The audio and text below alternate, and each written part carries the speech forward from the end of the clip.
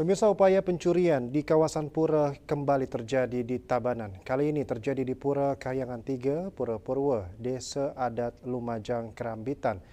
Maling yang menyatroni pura tersebut terekam CCTV.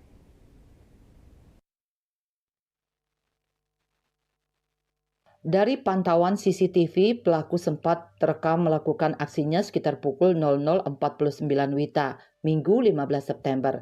Hanya saja untuk wajah pelaku sulit dikenali karena menggunakan topi. Pengempon pura menilai hal ini sangat meresahkan karena upaya pencurian ini sudah terjadi untuk kedua kalinya. Pada aksi sebelumnya, amplifier di pura itu digondol maling.